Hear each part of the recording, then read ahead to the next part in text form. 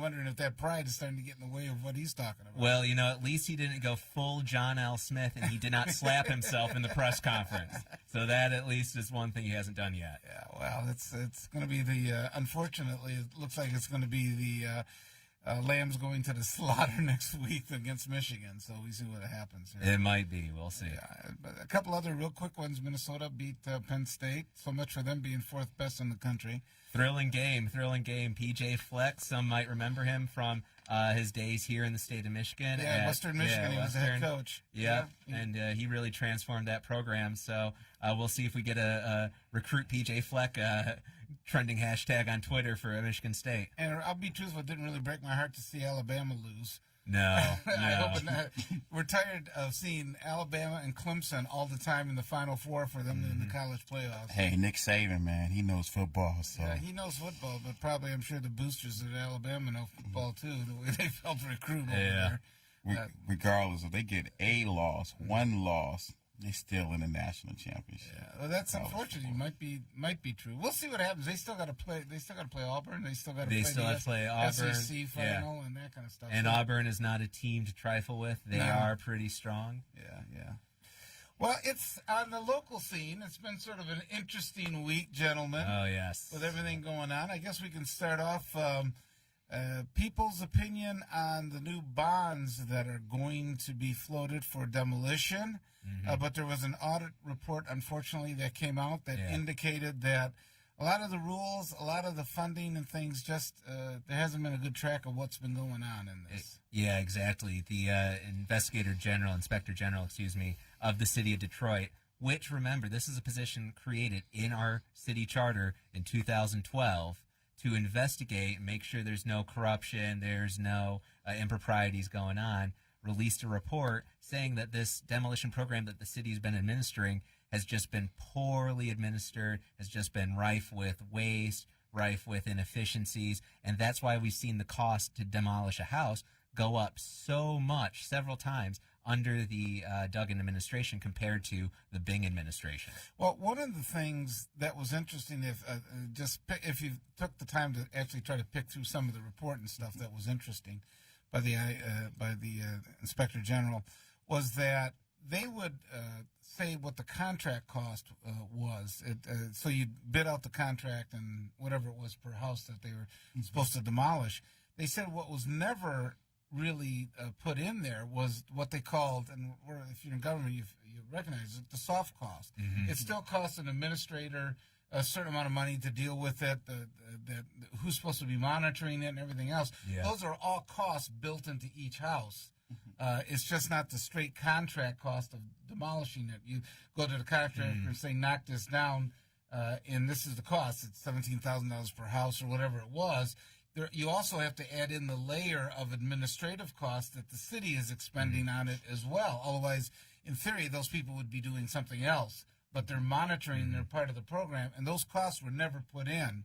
And so, in the calculation, so it says it came to, instead of 17, I forget the actual numbers, 17,000, it came to 27,000 when you added, quote, the soft costs in that was part of supposed to be demolished over here. One of the other challenges, too, and this is something that goes beyond even the Inspector General's report, is the lack of compliance that a lot of these contractors have had with city policies in terms of environmental protections and making sure that health of the neighbors is taken into account. They spray down the houses when they tear them down to try They're supposed to. They're supposed to. They're supposed to, so that the asbestos and everything else doesn't fly around the neighborhood in theory. Yeah, but their compliance and the fact, and they haven't been very monitored in that. So there's a lot of reports that the city is dealing with of people getting lead poisoning from some of these houses that have been torn down because of the pollutants that then go out into the air and are not properly disposed of. Well, there anything that was questioned about the soil? And also, who is these contractors? A lot of these contractors, they are from outside the city. That is one thing, too. There are not very many Detroit contractors who get these opportunities. Another thing is this program. That's a big issue that they're not getting at. And there's a lot of programs in the city that I was fortunate to know where they talk about not demolition of houses, but deconstruction of houses, using this as an opportunity to train our youth to take apart a house save as much as you can and then only dispose of what you can't save. So you go into a house and you take off the trim molding. Maybe you can save that and repurpose that. Maybe you can repurpose some of the plumbing, stuff like that, versus demolishing it. You just hit the thing with a backhoe or whatever and then scoop it all up and send it off to the dump. Well, and you've got people in the community who have been kind of monitoring which properties have been purchased at reduced rates through the land bank, how quickly some houses are taken based upon blight from people maybe with less connections. And then later on, people who are better connected getting the same properties for very low amounts of money, you know, like that are designed to help people, for instance, get side lots for, you know, a nominal fee and all that. But it's going to people that are a little better connected. And there's one case where a lady over in the New Center area had been watching and caring for a property for a number of years and had repeatedly been offering the city way more money than they usually ask for a neighboring lot. And they didn't give it to her. And then at some point, some other like investment firm had no problem getting the same lot for much less money.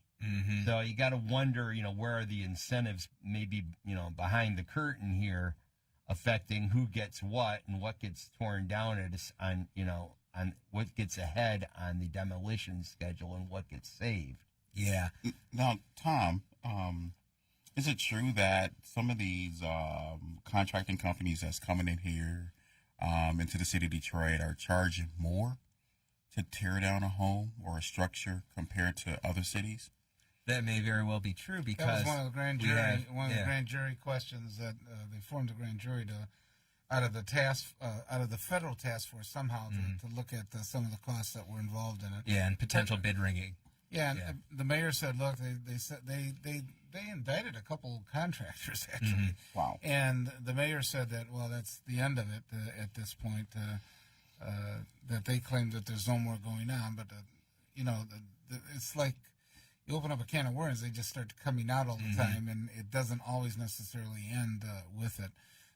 The new situation with the bond and with the audit report probably comes at a bad time because the city council is about to vote on whether they're going to allow the bond issue or not to go in front of the voters at this point. And if it does go forward, then which ballot does it go on? Does it go on the primary ballot where it's a lower turnout? Or does it March. Go on, Since there's a presidential primary coming up in 2020, March is actually the date for Michigan that they're choosing their delegates and stuff like that, not Scotty's, but some of the others here. I don't know. Well, I mean, I don't know if the Libertarian Party's going to have a primary. They could. We did, and because the gubernatorial candidate, Bill Jeleno, who had been on the show, because he didn't get a high enough percentage of the vote to retain that status, we're back where we were, meaning that the primaries only include Republican and Democratic candidates. Gotcha. Well, we recruiting Scotty, y'all. You know, as long as he's been hanging around Democrats, you know, he might as well go ahead and get that card and put it in his back pocket.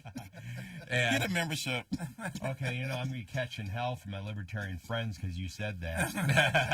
Yeah. See, that's why you got to be watching us on Facebook so you can see Scotty's reaction when Willie said that. All right, we got some callers here. Greg, you're on with the panel. Good morning, Greg. Hey, you're on. guys. Hi. Good Oh, morning. it's Mr. Hey. Positive. Yes, the electrifying Mr. Positive. Hey, Yeah. quick, I don't have much to opine on what you're talking about, but I got to ask you a couple questions, Robert. Sure. Number one, facial recognition technology. If it were to be tweaked, and yes, I read about the algorithms and how it's skewed and biased and all that stuff. If it were to be tweaked and it used to be meted out a little bit more rationally, would you accept it, number one? Number two, when it comes to Trump and with the impeachment and all the things that they're coming up with, could you articulate to me the criminal code that he has broken? Or do you feel it's just a perspective, perspective of how we construe what Trump has done? It's not in the code, criminal code, but it's how one side says he didn't do something that's impeachable. The other side says that he did something that's impeachable. So, do you know if there is a criminal code? Well, I think first of all, First of all, Greg, what I think you're looking at, we'll go after that one first before the facial recognition. People seem to forget that impeachment is a political process. It is not a legal process. It is not a criminal trial that you actually cite a statute and say you violated. I mean, it could be if you openly, like Clinton, openly was charged with lying, with contempt in terms of the court and things like that. With Trump, I mean, which slide do you want to pick on? But I mean, there are a number. But in this particular case with the Ukraine, is that he, in essence, Congress allocated a portion of aid that was supposed to go to the military aid because everybody recognized, and what plays in the background a little bit is that the reason why they're getting the aid is because Russia's breathing down their neck, wanting to go into Ukraine and to wreak some political havoc. If not out now, just take over. Yeah. And so the political aid is there, the aid's supposed to be there militarily to help them try to stop that. What he did was he said, look, unless you investigate what Vice President Biden and his son was doing, and I'm saying, that does not look good. I mean, getting $50,000 a month or whatever he was getting there for sitting on that energy company does not look good. But at the same time, you can't officially hold up the aid of the U.S. Congress that says spend the money here. And that's Did they eventually get the aid? But no, he said he would not. They were supposed to get it, and including a meeting at the White House. And what he said was, you aren't getting it until you actually start to investigate. Exactly. The reason why they started to get it is that all this started to come to light, and somebody pushed the button to make sure that they got it, basically is what it was. If this wouldn't have come to light, I don't know if they still wouldn't have had the aid because they would have been screwing around with them, trying to force them to do this investigation. Giuliani's over there, advocating for them to do this investigation and things like that. We're trying to engage a foreign government to actually influence our political process here in the United States. Yes. I mean, and a lot of people have problems with that. It's extortion. It's no different than what Kwame did. I think it's your perspective, because if you ask Mark Levin, who's a constitutional scholar, he will break it down for you that the president can conduct foreign policy any way that he wants to. There's always, you've got to do this for me with superpowers, or I'm not going to do this for you. We want to get rid of the weapons. It's not really extortion unless he controls Russia. It's extortion because he's using public funds in order to solicit personal gain from it. The same way that Kwame Kilpatrick would have said to you, hey, I'll give you this contract if you give me... Is it extortion if an employer says, well, you know what, if you do this for me, I'll give you money? Employer... They're saying that he did break a criminal law, and that should be a code, and that should be coming up, and they should go to President Trump. No, but Greg, think of your original premise here doesn't make any sense. If he were to actually go out and say, I'll give you this money only if you do X, even though it's been appropriated, at that point you're starting to breaking the whole concept that he can actually engage in foreign relations. Yes, he can, but you got to do it consistent with the laws that are passed. And the law that was passed was they get the aid, basically is what it is. And he was withholding it. And I just got to say, welcome back, Maxine. Welcome back, Maxine. We're saving that. Okay, we love that our board operator's back, Maxine. She's looking great, doing a great job here. We all appreciate it, And obviously the callers know who she is because she's the one that originally screens you with everything that goes on. So we appreciate it. Okay, real quick on facial recognition. If they changed it, the problem is the technology still hasn't advanced enough. It seems like with people of color that they're able to recognize or make the distinction between people of color and when they're recognizing them and when they aren't. The problem is, even with facial recognition, you see what China's doing. I mean, they're locking everybody up based on facial recognition and things like that. I mean, they're locking up quite a few people. So it has a real detrimental effect if it's not used properly, and that's one of the things that everybody's concerned about.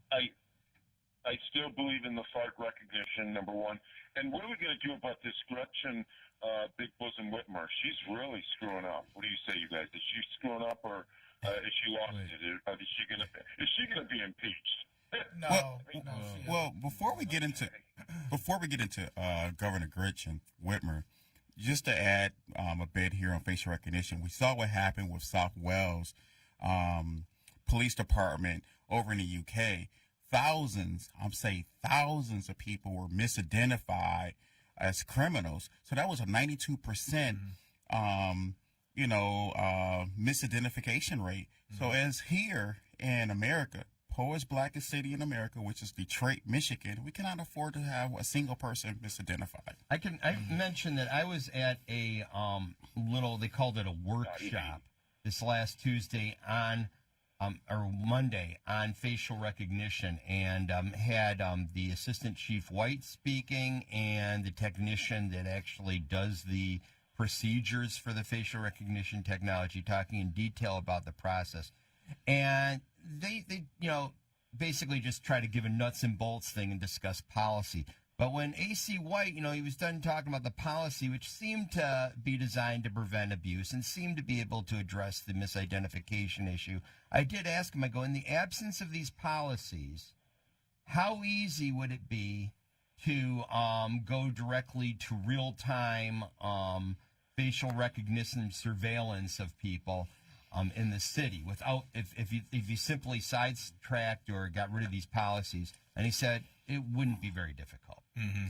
And so that's the part that scares me in the long run.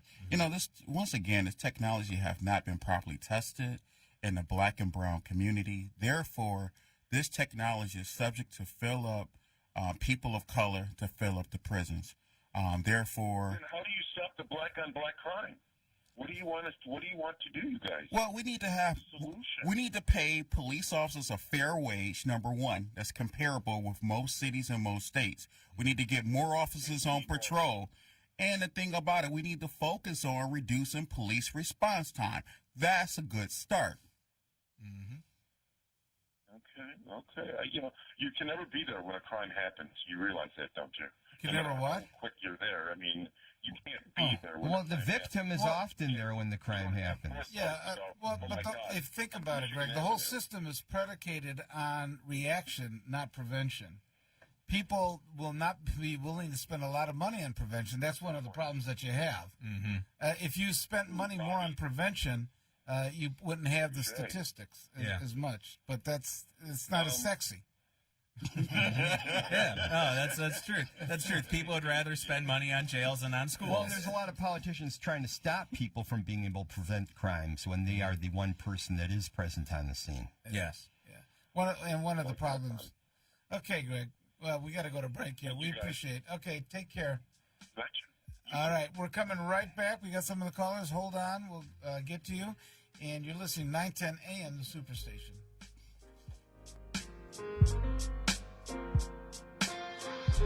All right, you all know why we're here. August Wilson's Jitney is coming.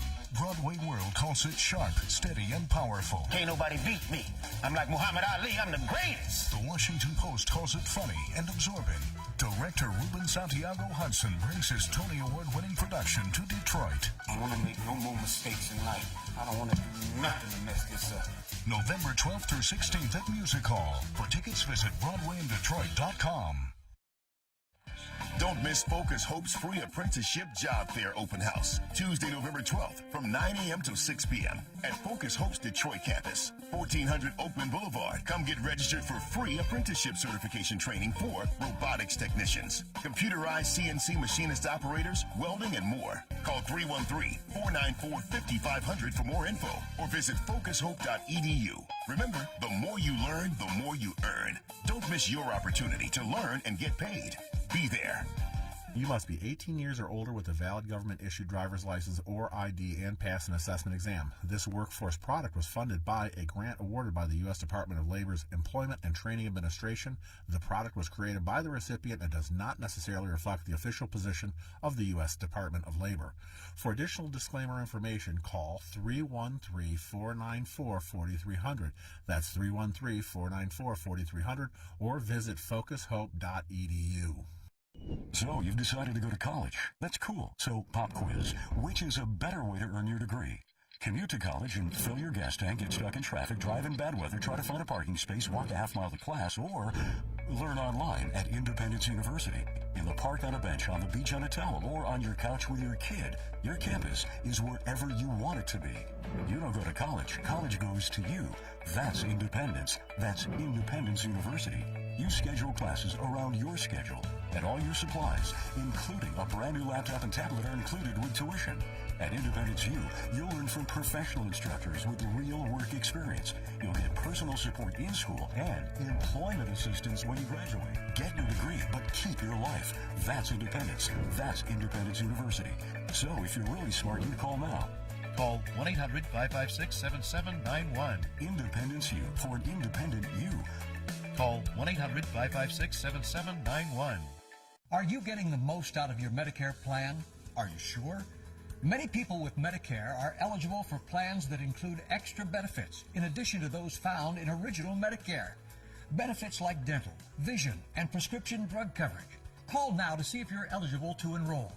The consultation is free with no obligation to enroll. In addition to hospital and medical coverage, at no extra cost, you could also get coverage for prescription drugs, dental, hearing, vision, and more. In many areas, plans with benefits are available with $0 copays for many services, $0 monthly premiums, or $0 deductibles. That's hospital, medical, prescription drug, dental coverage, and more included in one plan with premiums that may be as low as $0 a month. Call now to see if you're eligible to enroll.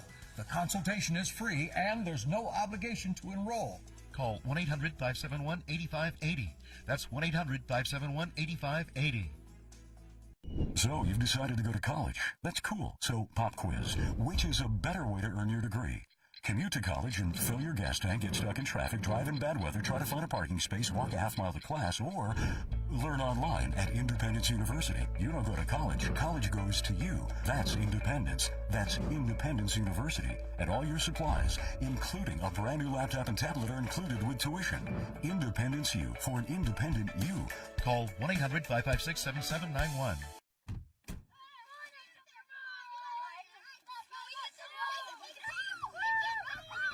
They'll challenge your authority. They'll try to break your will. They'll push you to the edge of your sanity. Because that's what kids do. But this car is your territory, not theirs.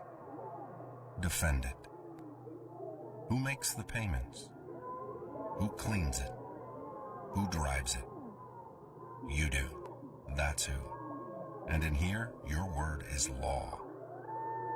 So when you say you won't move until everyone's buckled up, you won't budge an inch. Until you hear that click.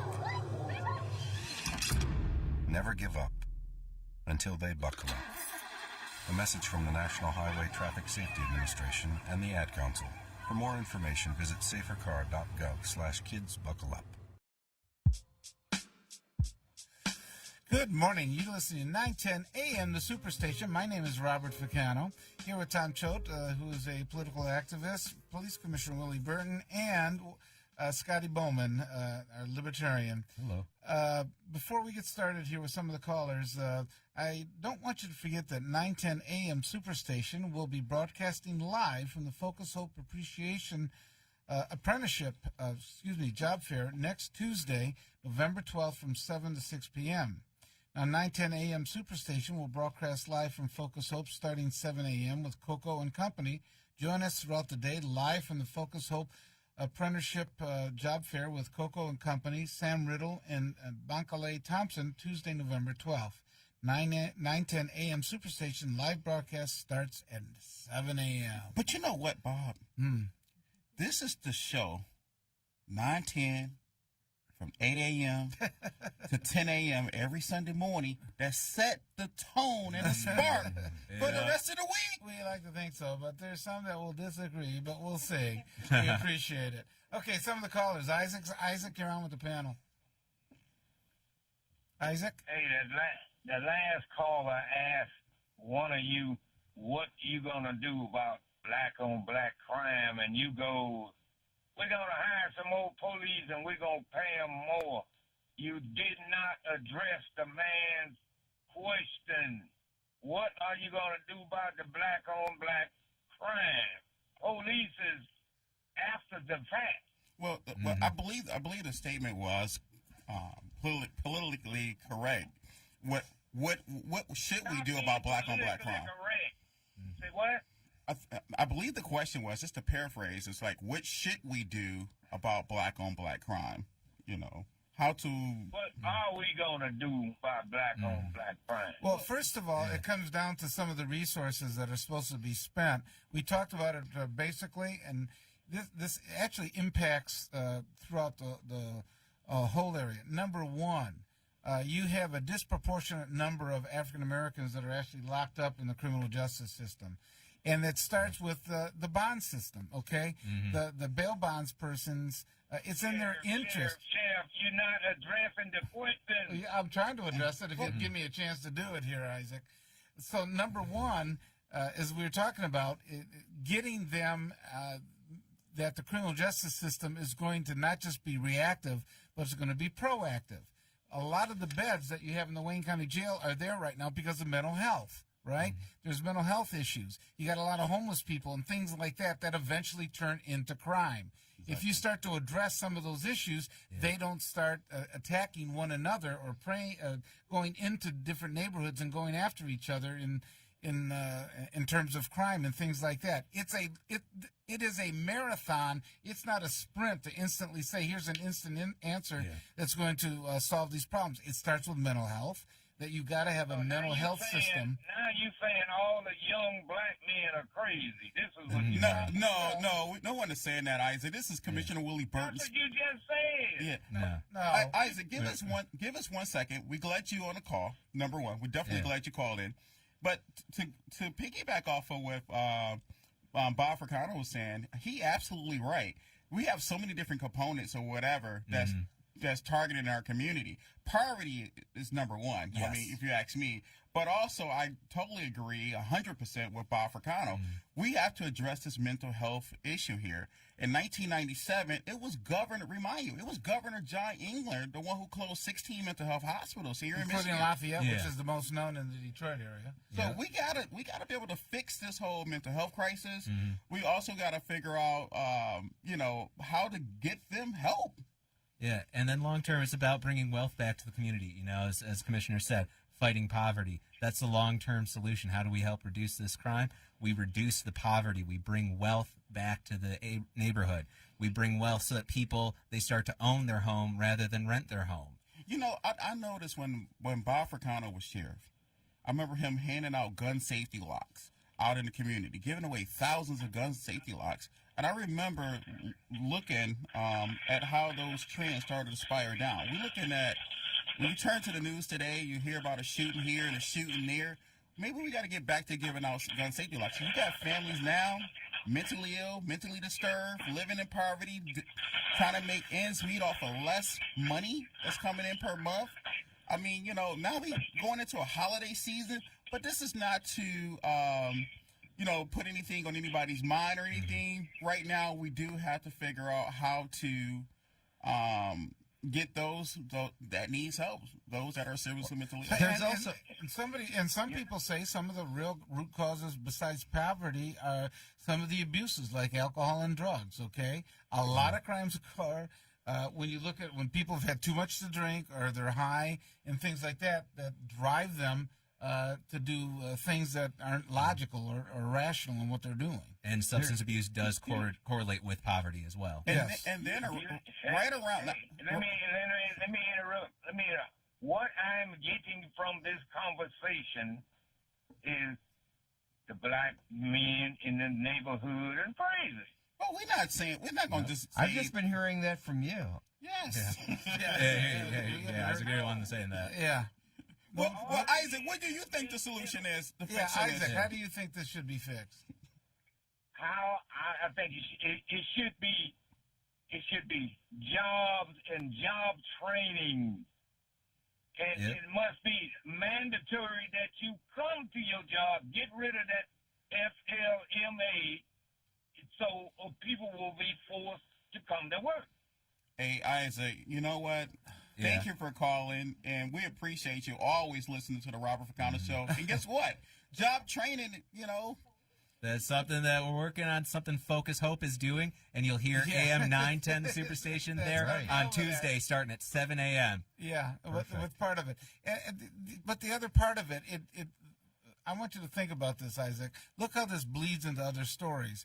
One of the biggest things is you just said is jobs, right? So they go and they take the property for the new Chrysler plant is supposed to build. What's all the side articles you see about, right?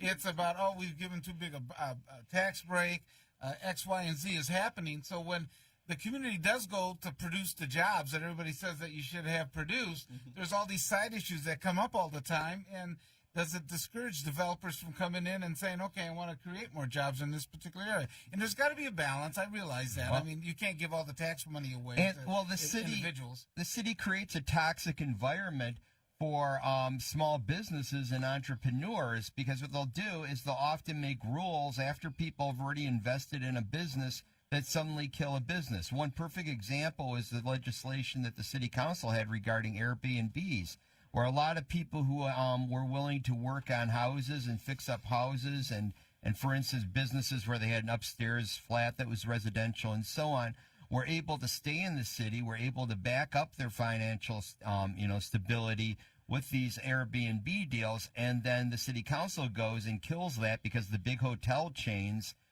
are feeling challenged by entrepreneurs and the little guy making money. I mean, in a way, it's a form of systemic racism because, the people with limited means are the ones who are really suffering from this. As the city, they got some council people in the pocket of the big hotel chains are, trying to stop them. Well, and then another thing, too. Can I interject? Okay, real quick. We got some other callers here, Isaac. Okay. I was one of those business owners that the city ran out of business. I was in a business that had been fixing buses for 30 years, and the city came in there and said, this bill is not zoned to fix cars or nothing. So they shut me down. Was it in a residential neighborhood?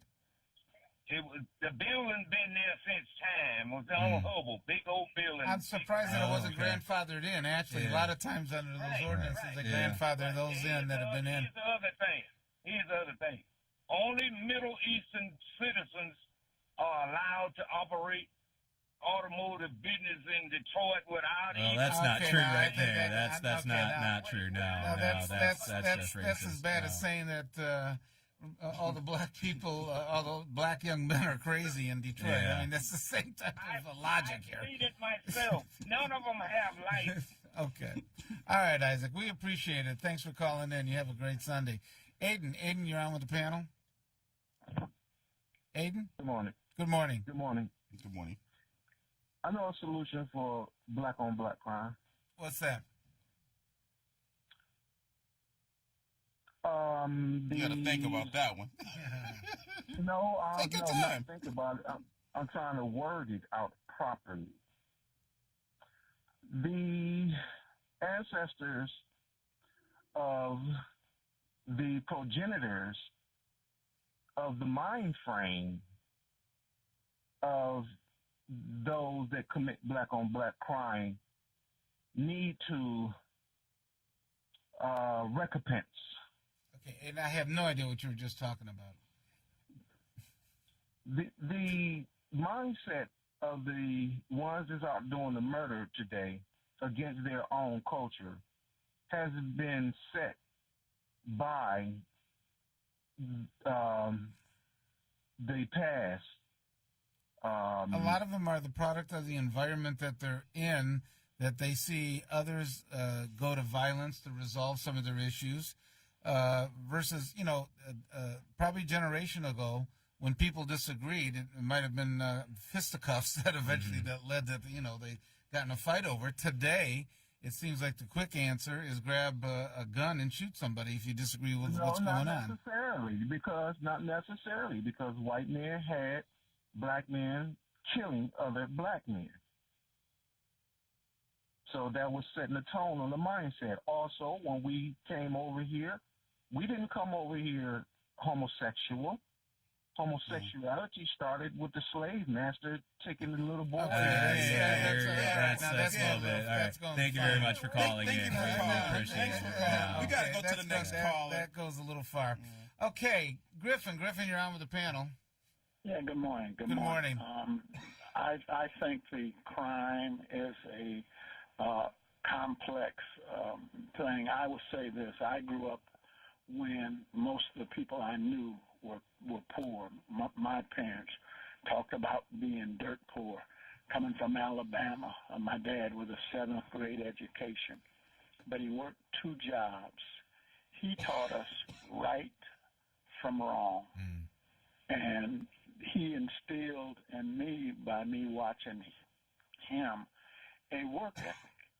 He worked day in and day out. If it didn't belong to him, he didn't take it. And I just think we have fallen away from a moral compass. And if you go by a lot of these fast food places, they are looking for people to work. My son even told me about one of the places, said, look, you set your schedule. And if you set your schedule, you can work. But so many people don't want to work. Why is it that if I'm doing something, you want to take from me? You don't know that's wrong? Well, just one thing about these kinds of jobs, especially in the fast food places, a lot of folks, they go out there and they get their job, right? And they might make a little bit of money, but they don't really keep that money. They don't accumulate wealth because that money is offset then by credit card debt, by the fact that they got rent, they don't own a house, they probably owe money on their car. A lot of folks, they've been got up in the criminal justice system, as like Bob was talking about earlier, so they might owe money from driver responsibility fees or things like that eat away at that paycheck. Not to cut you off, Tom. So how did my dad do it with a 7th grade education, now owning land over 6 or 7 acres, sitting on $500,000 worth of assets? Well, I'm sure. How did he do that? Well, he did it by not spending more than you make. But he did it by that. He did it by. Where did he work to accumulate the amount of money to buy that? By the property. He worked 2 jobs for over 40 years. But I'm sure he didn't have... Was one of them in the automotive industry? No. But he never. His 2 brothers worked it, and they wanted him to come to Detroit, but he did not work it. And, I assure you that he probably didn't have to pay child support. He might not have had his auto insurance rates be $5,000 a month. Yeah, that's true. Or deal with Trump's tax increases. Oh yeah.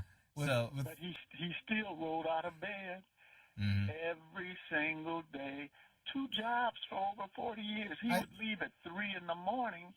I wouldn't see him till 9 o'clock that night. I know. The same thing. My dad did the same thing. He worked 2 jobs most of his whole life.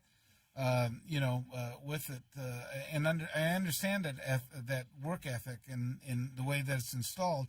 But like a lot of things, environments sometimes change with the ability of what people are able to do.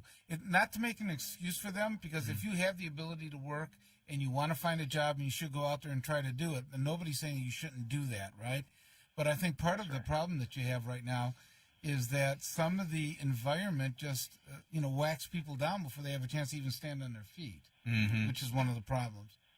Well, thank you for taking my call. Thanks. Appreciate it. We really appreciate your call, too, and we do value what you said here about hard work and hard work, ethics and stuff like that. And those values need to be continued on. Okay. Well, we have a number of callers here. Rick, you're on with the panel. Hey, good morning to all of you guys. Listening and finding it fascinating. I was just thinking of how I could level up the conversation a bit. Now, help me with this. You know, if we're theorizing problem solving, right, and we bring up issues like, you know, urban crime, black on black crime, however you term it, wouldn't it make more sense to, you know, tap the people who have as a mission the solving of that problem as compared to people who may just be in a circumstance or situation where they can give an opinion about it? The only reason I say that is because there's so much information that needs to get out there. And, you know, you take, for example, everybody has their own, you know, preoccupation or persuasion, right? Maybe somebody wants to be loyal to the Democratic Party. Another person wants to be loyal to the Libertarian Party. So in essence, bringing a question like, you know, black on black crime to, you know, those people is somewhat disingenuous and leads a person really to some strange ground because, you know, there's no commitment to do anything about their problem. I don't know if you see that or share that view. But there are people that for example, when you elect the governor, you have an impression of where you think that she's going to implement, in this case it was what she was going to implement in terms of her policies and stuff. I do hear all the time that she did promise a cabinet position with for poverty, and that might start to address some of the issues that, you know, we've been talking about, and I know that they talk a lot about on this particular radio station. Well, go ahead. Yeah, I was just saying, speaking of people who have a commitment, I wanted to bring up that the Detroit People's Task Force and Moratorium Now have organized a Let Justice Speak rally and town hall this Thursday, the 14th, starting with a rally from 9 a.m. to 11 a.m. at the Frank Murphy Hall of Justice. And then they're going over to the Corridor Commons Church from 11:30 a.m. to 1:30 p.m. And the ACLU is going to be there talking about helping people who have been wrongfully convicted. And they'll have Brenda Hill speaking on facial recognition, and Diane Bulkowski talking about juvenile lifers. And there'll be refreshments. So there are people out there committed to addressing matters regarding criminal justice in the community. Oh, I don't doubt that, Mr. Bowman, that there are people out there. I could probably say there are people out there doing everything. But my point being that that's their mission. Their mission is one thing, not changing from facial recognition, police brutality, this covering a lot of issues that they are not funded, nor, for that matter, massively supported by the public to do anything with that problem. Okay, but, you know, Rick, look at the other direction we're going in. And I know it's been, a lot of these websites and stuff, unless you're a junkie, you don't see some of them. But, like, there's a website, Politico, that covers a lot of what happens. And it's interesting. There's a guest column by Emmanuel, that used to be the chief of staff for Obama and was the mayor of Chicago, Ronnie Emanuel. And he talks about, he says, wait a minute. Look at how Democrats in 18 and other places have won. It has not necessarily been the real radical progressive ideas that have been thrown out there. What he said was, look at most of them been able to turn the party, to victories by being more moderate in what they were doing. He's not advocating necessarily for Biden at that point, but what he's saying is, people say, give me some practical solutions to what solves my daily lives, not this pie in the sky that is ever going to happen. Okay, so you want to get free, or let's say Medicare for all. That sounds good, but what happens when you go up there and you're the president and the Senate's still controlled by the Republicans? Okay, what's plan B? Because they aren't going to pass that particular Medicare for all. Part of that organizing plan would be to hear from the people who have that as a mission on the front line, because they will know exactly where. I don't know if Mitch McConnell cares about the people that are on the front line. You want the truth. You know, the way the plan B usually works out in those cases is that they stick to their guns and the other party doesn't cooperate, and then they can blame them at the next election. Yeah. I just got back from Virginia, and I was out there helping out with some elections and stuff for a few weeks, and I'm glad to be back in Detroit. when I rode into Virginia, it was a red state. Now look at when I leave out, it's a blue state. But a lot of them advocating were middle of the road solutions on building on Obamacare, not saying we're throwing the whole thing out. Exactly. They built on these particular type of issues, which I hope as Democrats that we're not going to be just handing the election back to Trump. Because people are going to say, I'm not, I don't like Trump. I don't like his personality. I'm tired of him. It's almost going. But the economy is going. And I'll tell you what, I don't see how we're going to pay for all this. And if I'm a UAW member, say, I like my benefits and what I have. Why do I have to give them up? Exactly. Well, and Rick, to your point too, all of these things that we're talking about right now, all of these folks, they're not just individuals, right? When Commissioner Burton went down to Virginia, he was part of Work for America, a coalition of people like you're talking about, those folks on the front line who have their missions, and it's a coalition of missions that come together to make this change. No. I was not, getting on the coalition aspect as much as a coalition may bring together people with various missions. Exactly. But who has the specific mission, who is responsible for the incoming data related to that struggle, who is that? See, that can't be a coalition. If you make that a coalition, then you don't need the police commission. You just send all of the complaints over to one of the people in a congressional district in Alabama somewhere, because it doesn't matter, you see. So Okay. you do need people to have that specific mission of doing something, because you cannot follow. Well, I do know that Commissioner Burton has a mission of helping his people in Rick, the we police appreciate commission. it. We got a number of callers that we got to get to. Thanks for calling in, and we appreciate it. Reverend James, you're on with the panel.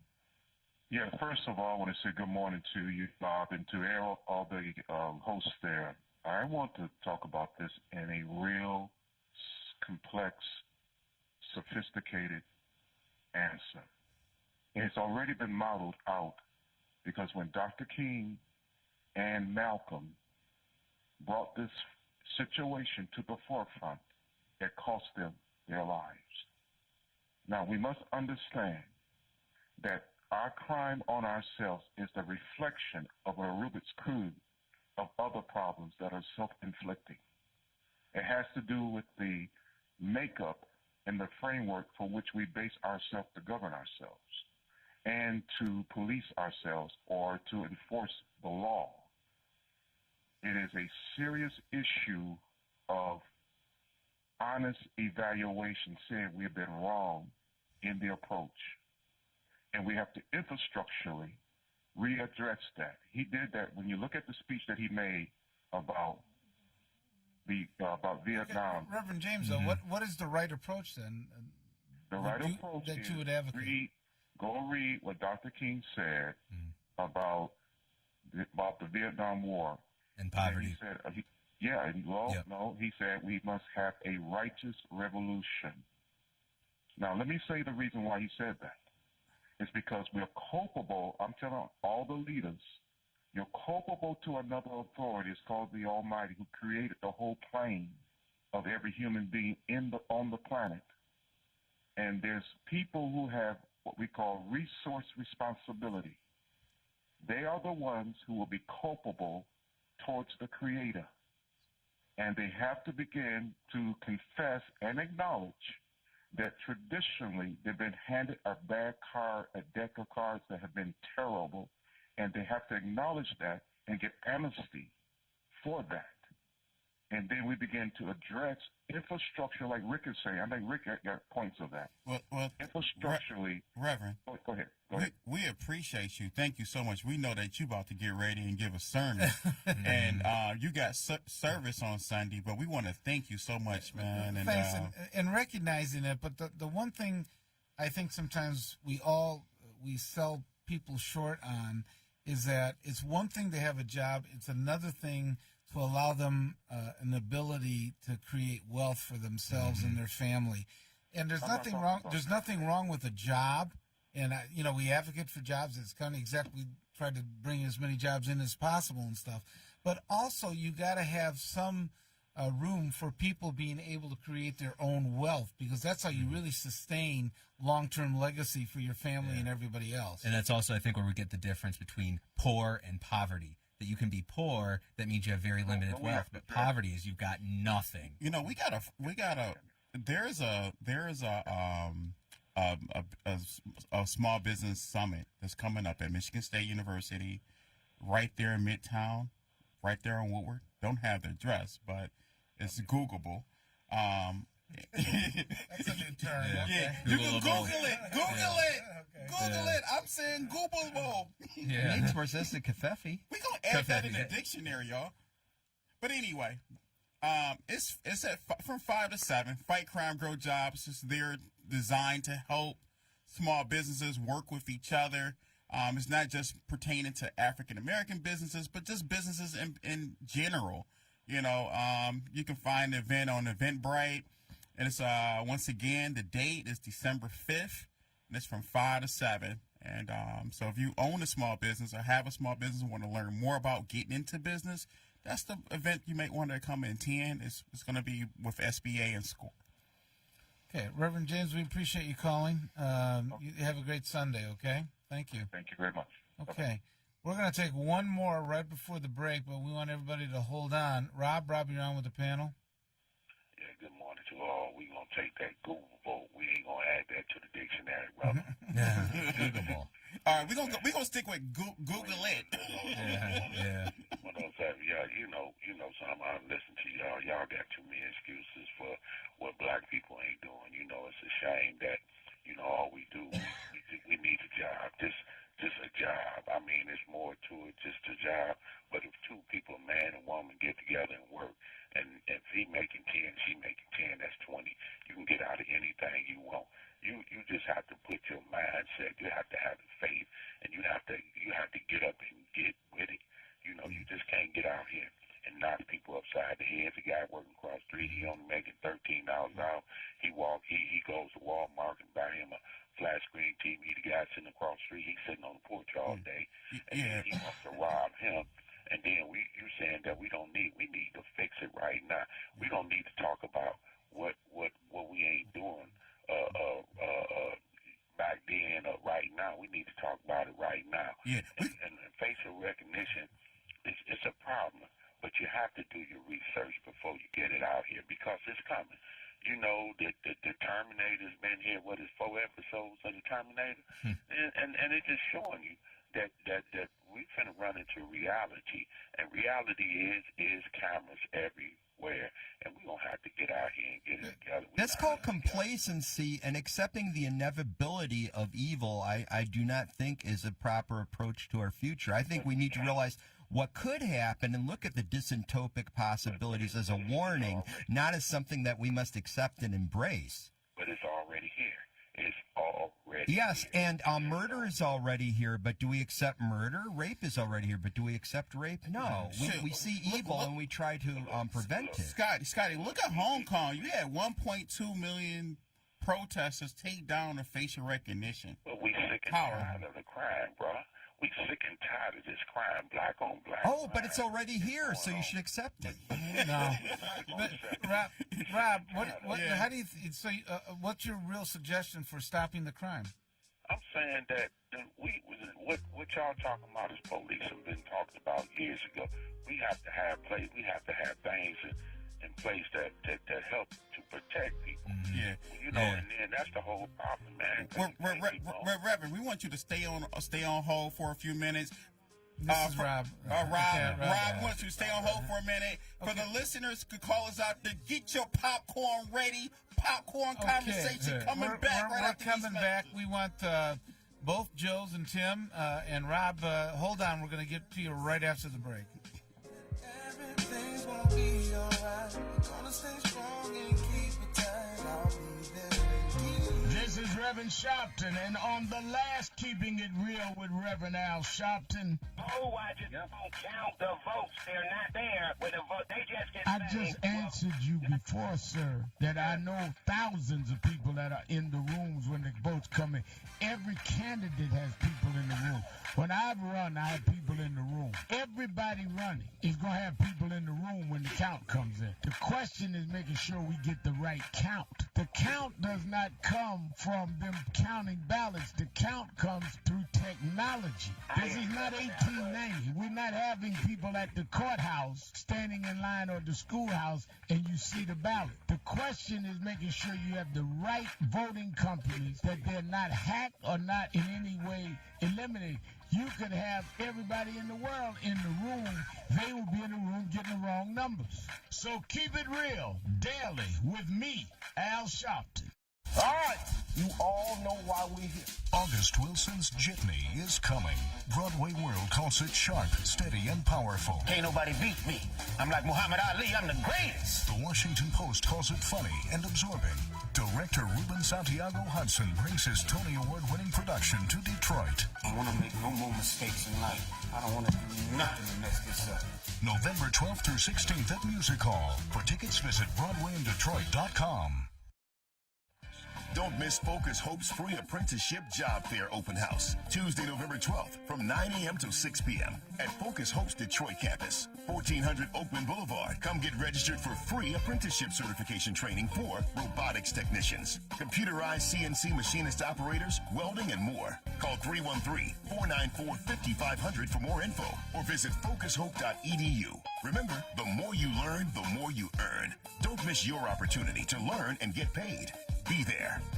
You must be 18 years or older with a valid government-issued driver's license or ID and pass an assessment exam. This workforce product was funded by a grant awarded by the U.S. Department of Labor's Employment and Training Administration. The product was created by the recipient and does not necessarily reflect the official position of the U.S. Department of Labor. For additional disclaimer information, call 313-494-4300. That's 313-494-4300, or visit focushope.edu. Do you owe more than $10,000 to the IRS? If so, you may qualify for the IRS's Fresh Start program. The Fresh Start program is one of the biggest tax breaks the IRS has offered. Call Tax Group Center at 800-685-6150 to see if you qualify for the IRS's Fresh Start program. Their team of tax experts and attorneys will get you the best tax settlement possible. Call 800-685-6150 now to learn if you qualify for the IRS's Fresh Start program. Call Tax Group Center at 800-685-6150. 800-685-6150. Are you drowning in debt? Struggling just to make minimum payments? It's not your fault. Serious debt can happen to anyone, but there is hope. Our debt-free program has helped thousands of good people, just like you, eliminate their credit card debt. Call us today, and we will dramatically reduce your credit card debt down to just a fraction of what you owe. The call is free. The consultation is free. Take control of your credit debt. Take control of your life again. Call now to see how our debt-free program can work for you. Call 800-872-5230. If you or a loved one underwent hernia surgery between 2010 and 2016 and then suffered serious complications, call right now. You may be entitled to financial compensation. Complications associated with FISO-mesh include chronic pain, infection, adhesions, mesh migration, reopening of the hernia, and other serious injuries. Call right now. Flashlight that features tactical technology used by U.S. Special Forces. This flashlight has a feeble 125 lux output. The Atomic Beam USA has up to 5,000 lux. That's 40 times more. We're going to drop it hundreds of feet from this helicopter. It hits the tarmac and it's still working. That's what I call a tough flashlight. Heavy downpours, mud puddles, even extreme temperatures are no match. You could spend over $100, or the Atomic Beam USA can be yours for just $19.99 with free lifetime guarantee. Order now, you can double it and get a second Atomic Beam USA. Just pay a separate fee, and we'll even ship them to you for free. Atomic Beam USA is just $19.99. Order now. Call 1-800-638-2619 to get your Atomic Beam USA. Call now or go to atomicbeam.com. So call 1-800-638-2619. Deluxe version available. Order now. When I grow up, I want to be a new pair of blue jeans. When I grow up, I want to be a kid's first computer. When I grow up, I want to be a glass countertop in a new home. When I grow up, I want to be a kid's best birthday present. When I grow up, I want to be a football stadium. When I grow up, I want to be a warm place on a cold day. When I grow up, I want to be a fancy backsplash. I want to be a bike that races around the country. When I grow up, I want to be a bench on a forest trail. I want to be a rocking chair on a sunny porch. I want to be a skyscraper. I want to be a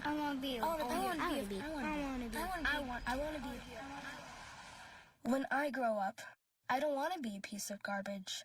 And if you recycle me, I won't be. Give your garbage another life. Recycle. Learn how at iwanttoberecycled.org. A public service advertisement brought to you by Keep America Beautiful and the Ad Council. 3, 2, 1. You're listening to 910 AM Superstation. We're the hottest station in town. Whatever you need, it's right here on 910 AM Superstation. The most powerful voices in the urban community. This is why you work so hard to pay the mortgage. Because home is more than 4 walls and a roof. It's that porch swing on a summer night. It's pajamas with feet and everybody over for Sunday dinner.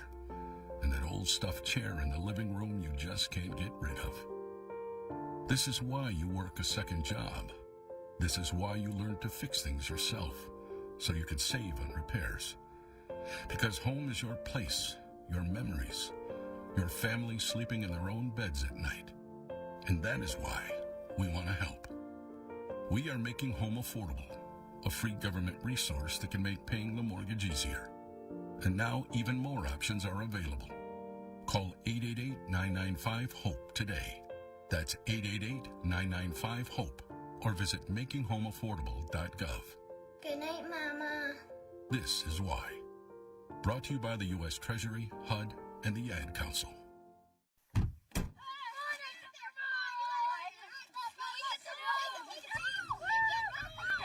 They'll challenge your authority. They'll try to break your will.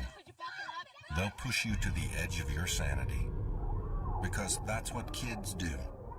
But this car is your territory, not theirs. Defend it. Who makes the payments? Who cleans it? Who drives it? You do. That's who. And in here, your word is law. So when you say you won't move until everyone's buckled up, you won't budge an inch. Until you hear that click. Never give up until they buckle up. A message from the National Highway Traffic Safety Administration and the Ad Council. For more information, visit safercar.gov/kidsbuckleup. Steven. Who said that? Me, down here. What are you, a yellow booger? I'm a banana slug, Steven. Well, what are you doing in my room? I'm your sense of adventure. Don't you remember me? Don't you know that we miss you? Miss me? Who misses me? You know, all your friends in the forest. The trees, the pond, that little fort that you made out of branches. We all miss you. Mom took me to the forest last year. I'm a slug, Steven. It took me a long time to get here. Oh, I guess that makes sense. The forest is not that far away. Have an adventure today. I'm sure your mom would take you. You're right. I should get out. I want to have fun. Play in puddles, catch frogs, and climb trees. Hey, Mom! Yeah, hon? Steven, what is that in your hand? It's your boy, Young Jeezy. What it do? Hey, this is Lisa Ray, and you're listening to 910 AM, the Superstation. WFDF Farmington Hills, Detroit. 910 AM Superstation, a division of Adele Media. Good morning. This is Robert Ficano. You're listening to 910 AM, the Superstation. You can join us at 313-778-7600. Before we get started, don't forget that 910 AM Superstation will be broadcasting live from Focus Hope Apprenticeship Job Fair next Tuesday. That's next Tuesday, November 12th from 7 to 6 p.m., 7 a.m. to 6 p.m. 910 AM Superstation will broadcast live from Focus Hope starting at 7 a.m. with Coco and Company. Join us throughout the day live from Focus Hope Apprenticeship Job Fair with Coco and Company, Sam Riddle, and Bankole Thompson, Tuesday, November 12th. 910 AM Superstation live broadcast starts at 7 a.m. Okay, we have a number of callers on the line here with Scotty Boman as well as Tom Choate and Police Commissioner Willie Burton. We're going to now jump to Joe. Joe 2. That's how you're listed on here. You're on with the panel. Joe? Yeah, good morning. Good morning. Good morning. I hear y'all dancing all around the situation. Why don't you just tell the truth? The reason why we in this is because of white greed and white government. They put us in this predicament. You can ride all over Detroit and see what's going on. And whites don't want to take responsibility like they be saying black folk. Y'all need to take responsibility. White people never took responsibility. Why don't y'all tell the truth? These people don't care about the black community. All they care about is money, and drugs, and sex.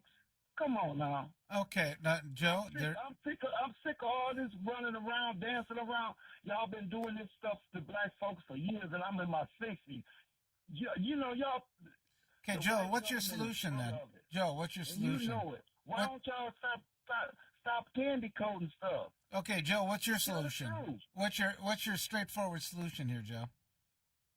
The straightforward solution is give black folks reparations, because white people took everything from us. We haven't even been free 50 years. Okay, Joe. Once somebody gets a check for reparations, okay, is that going to solve it, or is it better to allow them to have the financial ability to create wealth for themselves? I think they'd rather have the legacy to create the wealth for themselves. Deal with black folks. If you let me, it'll solve it. I mean, it ain't going to be overnight. Remember, we haven't been free 50 years now. And then, you know, hey, all these people y'all swearing in and stuff, these people are racist. And you know it, Ficano. Come on, man. No, not all white people are racist. This 50-year thing, because I'm a 57-year-old, and when I think he skipped over the Civil War in 1865. What white folks gonna do? Burn it down like Oklahoma? When black folks start prospering, those are bombs. Y'all don't want to be truthful about it.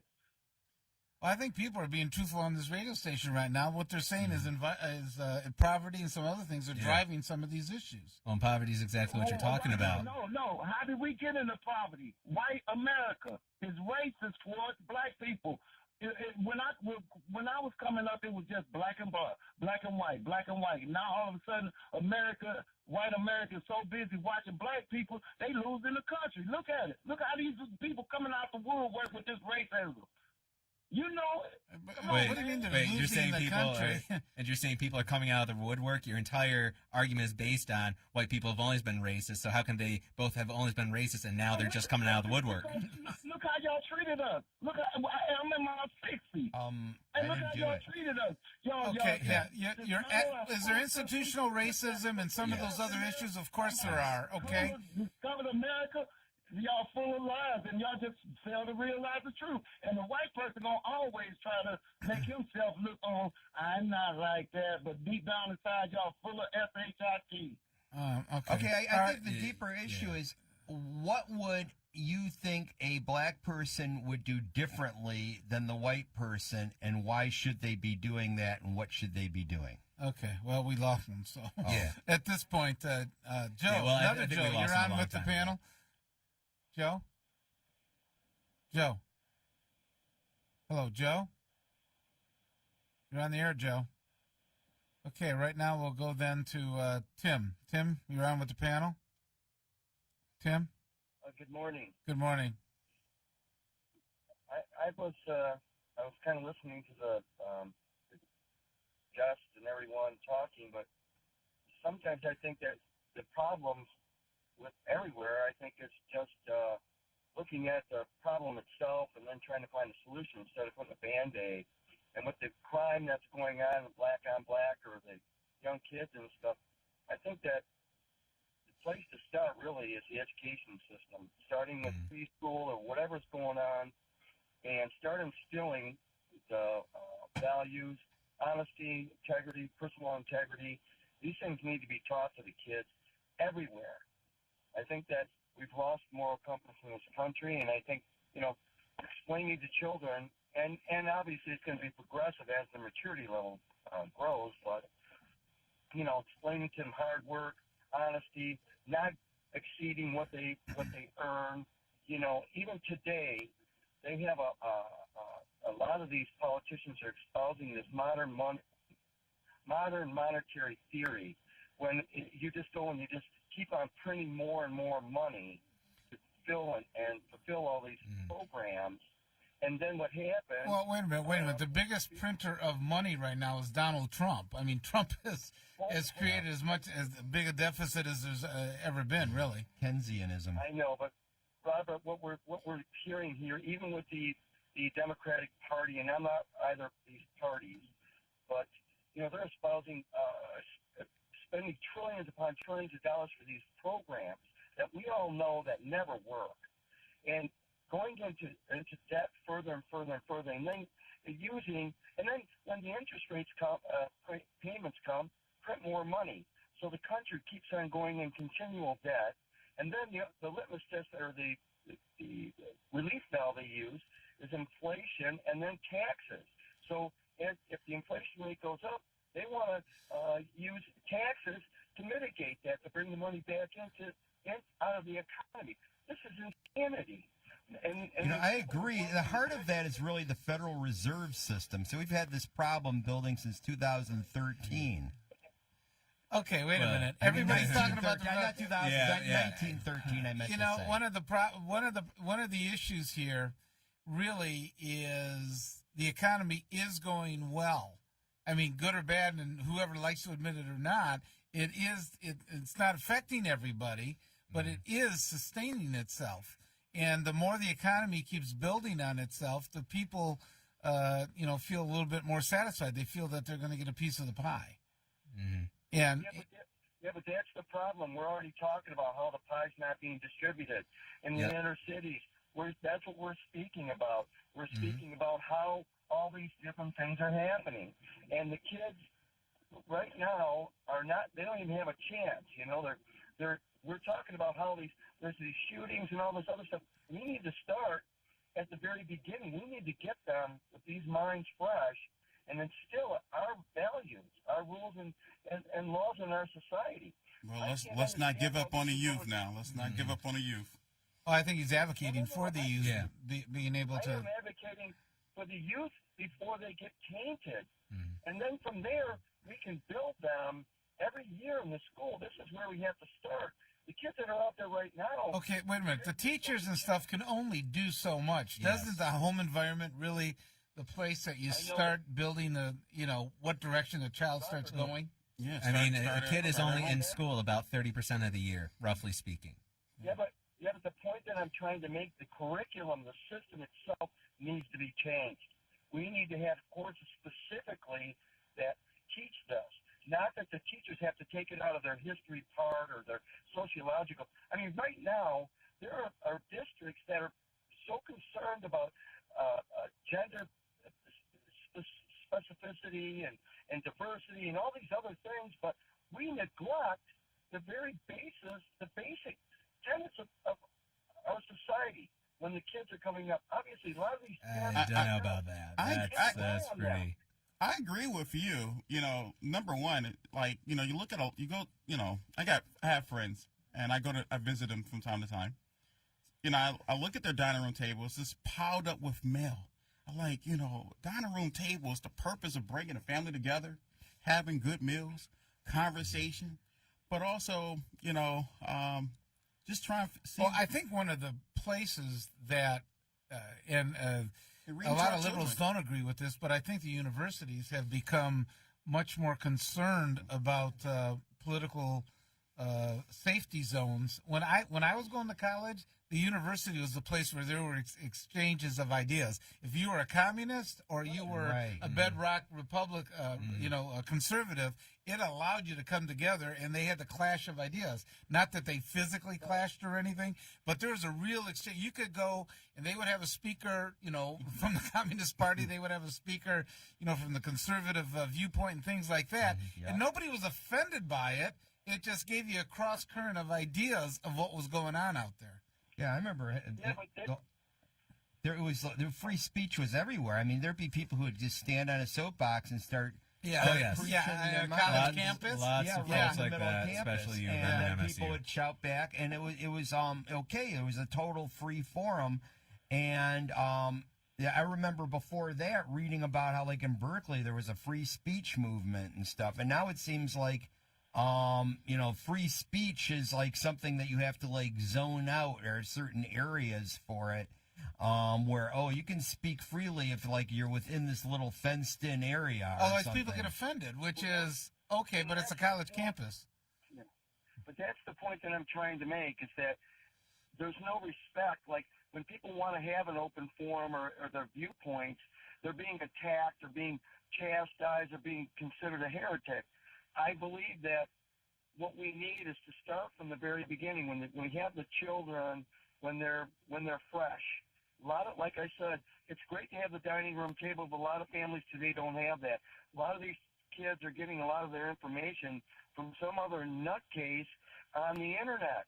We need to have kids are much more isolated. Yes, I mean, there's a number of angles here that you can believe me, I think when you hit the point on the internet, that is a big I mean, there's a lot of social media that goes on. Right. But, exactly, but that's what the kids are. Young kids, right? I see them all the time. Little kids with little electronic devices. Yeah, phones and tablets. Don't have to really deal with it. We need to, if we really are serious. I mean, if we're serious about this, and the government and everybody else is serious about it, we need to start from the beginning. When, if you wouldn't let your kid loose in the middle, out in the neighborhoods by themselves to play, then you shouldn't be letting them loose on the internet, because they're both places where a person needs to be, aware and careful and cautious. And if they're not mentally prepared for that, they shouldn't be doing it. Well, controlling it, it's so difficult. Look at what Facebook is going through. Look what they're all going through. Okay, Well, there's this constant bashing. I'm not a parent of, at least not a human being, but if I was, I definitely would not be letting the person have a so-called smartphone before the age of 13. Well, I think third graders now, 30 or 40% of them now have I saw statistically now have a smartphone. Well, on top of that, you also have a lot of these schools, they provide, even for elementary school, they provide the computers and tablets, because that's how they do their learning now. Okay, Tim, we got a number of calls. Appreciate you calling in. You have a great Sunday, okay? All right, Maxine is back in control here and told us we have to go to break. So, Joss, you're going to be the first one up right after the break. Joe, Bruce, and Tom, we're going to get to you right after the break. Josh, you're the first one up. You listen to 910 AM, the Superstation.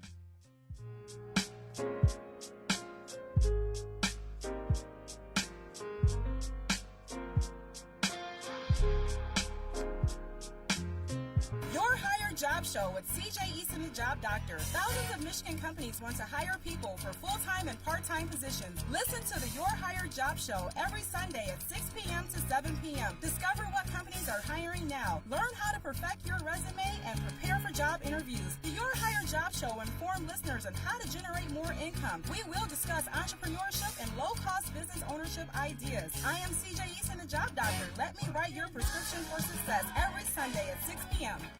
All right, you all know why we're here. August Wilson's Jitney is coming. Broadway World calls it sharp, steady, and powerful. Can't nobody beat me. I'm like Muhammad Ali. I'm the greatest. The Washington Post calls it funny and absorbing. Director Ruben Santiago Hudson brings his Tony Award-winning production to Detroit. I want to make no more mistakes in life. I don't want to do nothing to mess this up. November 12th through 16th at Music Hall. For tickets, visit BroadwayInDetroit.com. We all love fried food, but the problem is all that excess oil and fat can cause you to become overweight. Well, now there's the Cook Light Aero Fryer, an amazing kitchen miracle that uses air to fry instead of oil, so you can have the same delicious flavor and crispiness of deep frying using little or no oil. Get that deep fried taste and crispiness with up to 70% fewer calories. Enjoy crispy, delicious fries with little or no oil, guilt-free onion rings, cheesy and delicious mozzarella sticks. Call now and bring the Cook Light Aero Fryer into your home, including the Cook Light Aero Fryer recipe book, the unique patented dual tray, air frying mesh basket and tongs, and stainless steel extender ring. You'll get it all for 5 easy payments of $29.95. Be one of the first 500 callers and get this 13-piece knife set, a $175 value, yours free. Try Cook Light Aero Fryer for 30 days. If you don't love it, send it back. But keep the 13-piece knife set as our gift to you. We're in the next 10 minutes and we'll include free shipping. Call now or go online to air2fry.com. That's air2fry.com. You're struggling with your mortgage. You think about it all the time. What are we going to do if we lose the house? It's time to stop thinking and start dialing. Call 1-888-995-HOPE for a free government program that offers expert one-on-one advice about your mortgage options. We've helped over 1 million homeowners, and we want to help you. Call 1-888-995-HOPE or visit makinghomeaffordable.gov. Brought to you by the U.S. Treasury, HUD, and the Ad Council.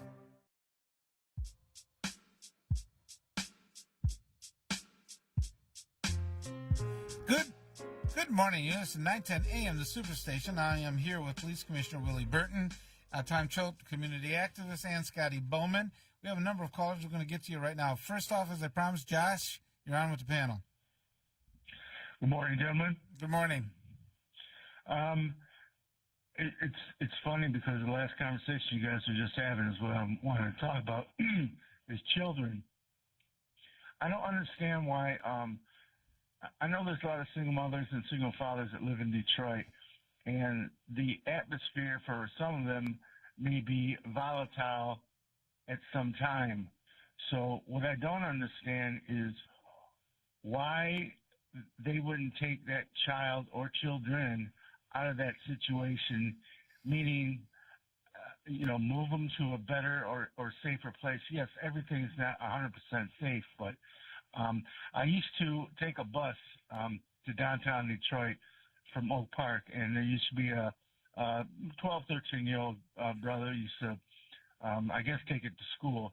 And we started talking about stuff, and I've seen him several times. And I asked him one time, I said, what's the difference between where you used to live and where you live now? And he says, I'm able to focus on school better. I'm able to not be afraid when I go, out at night. And different things like that. So for a parent who knows that the situation that they're in and knows a change in their child, why wouldn't they take them out of that situation early enough to make sure that they don't get involved in any type of, bad things or bad I don't think most parents want to be a bad parent. No. I mean, I think they really love their children and they want as much success for them as possible. Definitely. I don't think that's out there. But is it the environment that sometimes, let's face it, if you're a parent, you got to work 2 jobs, you come home pretty tired at the end of the day, and you try to push it. That's kind of my point. I understand the parents are because the mom or the dad are working hard and they're not able to focus on the things that their child is doing when they're not there, or they'd be hanging out with some friends or stuff like that. I understand that they care, but once they get an inkling of the child's behavior changing because of the environment that they're in or the friends that they're hanging out with, wouldn't you think it would be best for them to maybe get them out of that environment? And I live in Oakland County, but I'm 4 miles from 8 Mile. There's no problem for the most part. If there ever was, the police officers are here within, 2 minutes. And it's a good environment to live in. It's a good environment to raise a child in rather than where they might have been with friends or the neighborhood, which is not so good. Well, look, at the end of the day, parents, they have to do whatever they need to do to take care of their child. And most parents, like Bob was saying, that they want to be good parents. They want to do right by their kids. Sometimes those circumstances, conspire against them, so they have to make hard choices. And it's not for us or anyone or the government to tell them what those choices should be. Well, one thing I noticed, though, and the caller is bringing up different places, and I'm a substitute teacher. And, in addition to being a college professor, it's one of my other jobs, filling the gaps, because it's hard to make enough money. Hey, but you're hitting the right nail on the head. It's hard to make a living. It's hard to make ends meet. Well, the other thing I'm noticing, in the course of doing that, is depending on where I'm teaching, it's a lot different. I remember some schools is constant crowd control, and then other schools, and they may have this, it's not curriculum or anything, they may have the same curriculum, they may have the same school policies, but I'll go into other schools, and it's almost like hands off. You almost don't have to do anything because they do everything right themselves. And I gotta believe that it's happening at home, that at home they're getting a different ethic. And so when they come to school, they're coming to school either prepared to learn or not. And it almost seems like it's irrelevant what the lesson plans are or what the school policies are as far as what actually happens when I go in that room. Josh, we appreciate it. We have a number of callers here we got to get to. So next up, we have Tom. Tom, you're on with the panel. Yeah, good morning. Good morning, everyone. I came in late, so I don't know where exactly the focus is. That's right. You can focus on anything you want right now. Go ahead. Yeah. But let me say this. I'll say this in terms of, the situation. I mean, with children, and in terms of their growth and development, it starts when that woman becomes pregnant.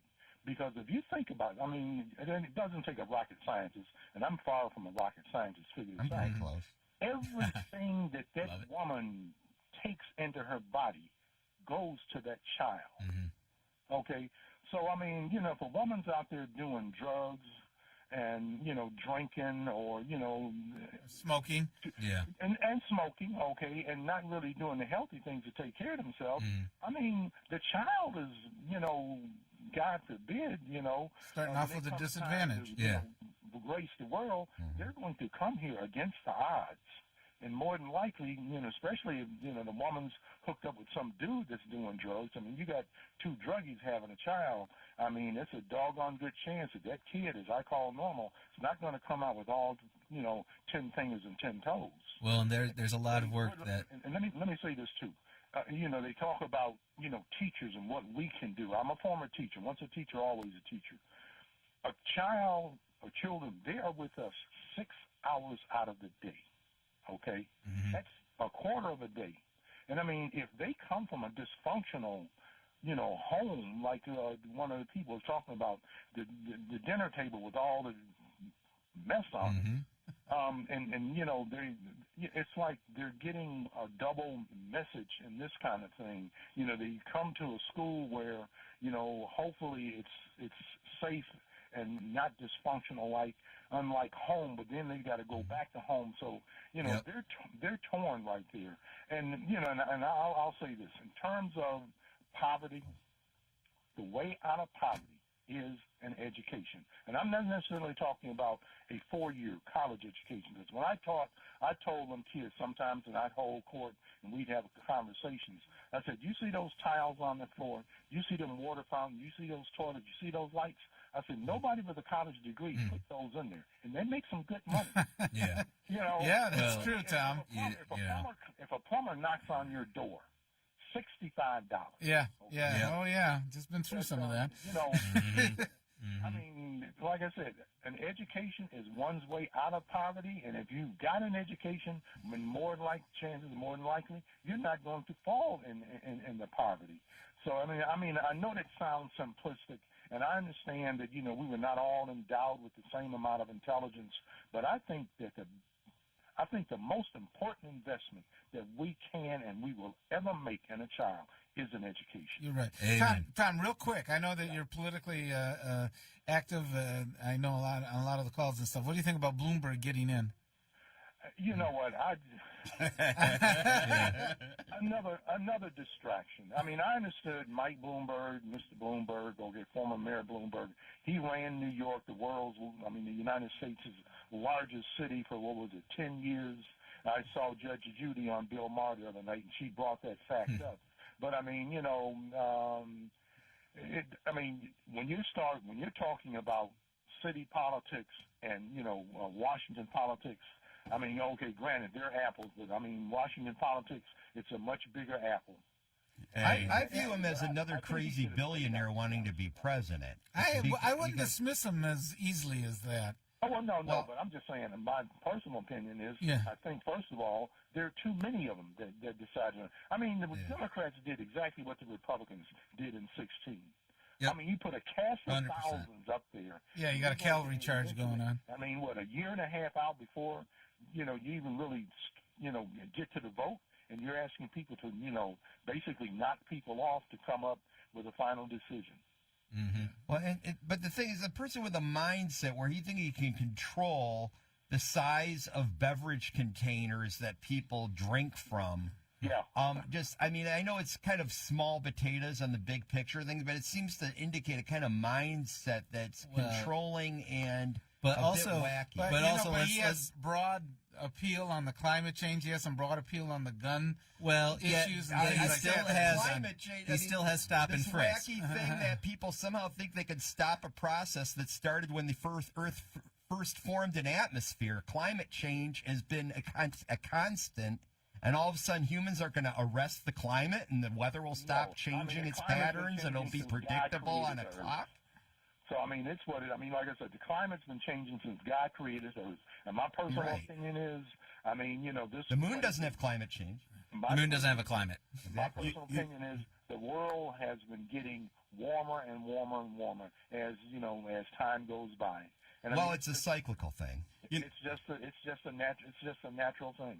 Okay. You know, Tom, thanks for taking the call. Thanks for calling in. We appreciate it. You know, Tom Choske, when I first came on as a commissioner here in the city of Detroit, that was one of the things I had to listen to when I go around in the community and talk to folks at the barbershops was about stop and frisk. Yeah. And now you got Michael Bloomberg, who's entering into the presidential race. Yeah, that's another thing he was for, wasn't it? He was a big supporter. That's why I was trying to interject when Tom was talking, like, because climate change, whatever. Okay, you can say that about Mike Bloomberg, and he has been very active on firearms, but he really stepped up stop and frisk, which so he's been standing beyond up a for race. rights I think in the area of Giuliani firearms. was the original inventor of that. The inventor, yes, and but had it at the highest. Mike Bloomberg kind of took over and hit the gas. Okay, let's get to some of these calls here. Let's go with Bruce. Bruce, you're on with the panel. Good morning, fellas. How's everybody? Are you doing all right? Oh yeah, it's Saturday. It's Sunday morning. Yeah, I gotta get with the correct date. That shows how I am. Yeah. I think what I'm hearing to me is a lot of victim blame. There's a recipe for genocide, just like it's a recipe for baking a pound cake, and that's something that can be bestowed on any group of people, even green people.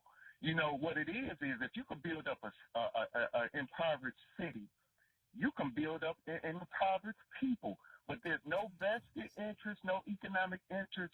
This is not a phenomenon to Detroit. This is all across urban America.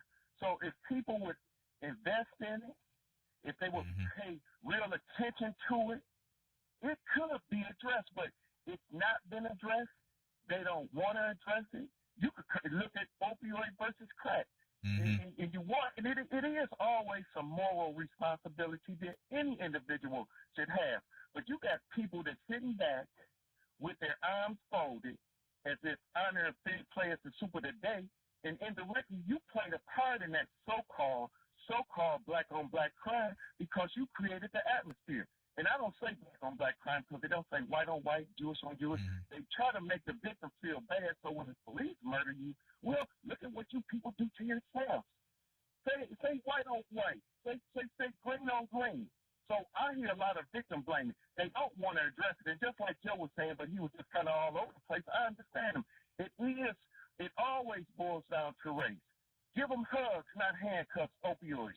Crack, they're criminals. So look, let's drop the race card if it's not race, but if it is a segment or a portion of that because it's race, because you know what, if that black crime filtered into outlying areas and it impacted white folks also, it would be addressed.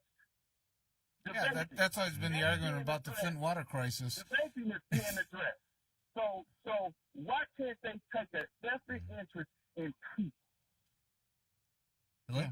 Yeah. Oh. Hello? Yeah. Okay. Okay. We got you, Bruce. We appreciate it. Yeah. Can you hear us? Waiting for a response. Okay. All right. Thank you. Thanks. Okay. I guess why can't we take an interest in peace? I believe was there was also, but he was addressing a lot of those issues of that. There's poverty, there's rampant poverty, and that's directly tied, and nobody has done anything significant about it, especially not in the last 60 years. Basically, you had the last Great time Society. He had it was President Johnson, the Great Society. That was the first attempt. He has been bringing up the issue with the drugs too, and coming from the libertarian perspective, what I would say is, for instance, the matter of crack. Crack really was a prohibition drug in the sense that cocaine being something that had been outlawed since, Coca-Cola really stopped putting it in their drinks a while back, it ended up turning into something that became much more harmful in that form of packaging. When you make the criminal justice approach to drug problems is not solving the problem. The problem is addiction.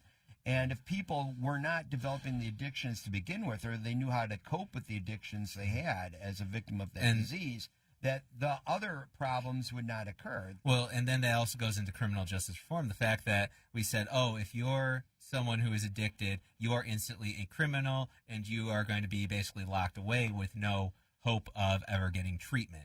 Now we've got we're getting to bring in drug treatment courts where we have opportunities for people to get out of that criminal justice system. Unfortunately, those are still racially segregated. You've got a lot better opportunity to go to a diversionary program if you're in West Bloomfield than if you go to, court somewhere in the city. You have like country club rehabs and things. All right, we're going to get to some of our callers here. Larry, you on with the panel?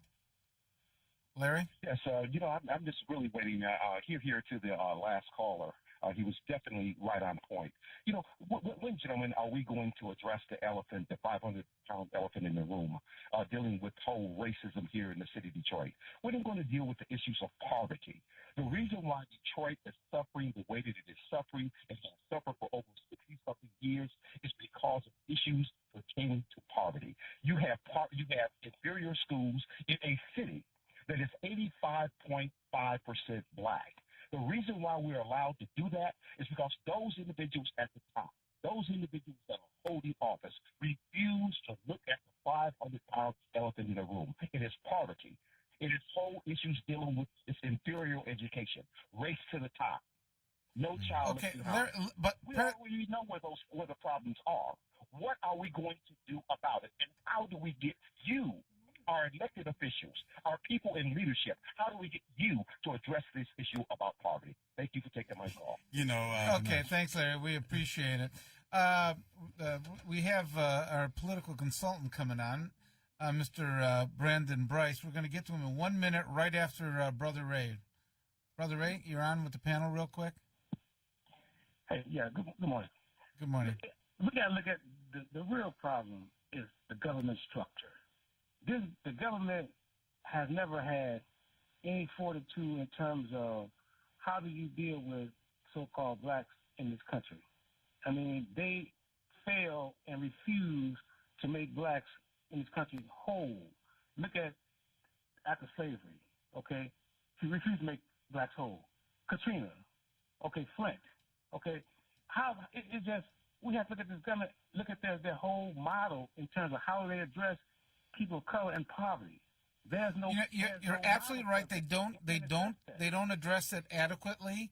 But one of the things that I think sometimes people will need is an ability to create wealth for themselves and a legacy. I keep going back to that. Mm-hmm. But if people are able to sustain their own wealth, pass it on to their kids and things like that, you're going to see it as a much stronger community than just saying, here's $15,000. And I concur 100%. In fact, Bob, that's a very libertarian thing to say.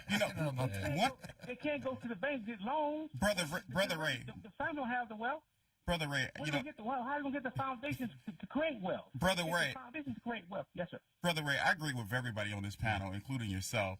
One of the things as an elected official that I take very seriously is when we get young guys and women that apply to be police officers with the city of Detroit, and if for some reason they may be turned away, and they file their appeal with the board. I take those appeals letters and I take those concerns very seriously. Mm-hmm. I believe we as a city should not be turning anyone away when we have police response times the way we do in this city.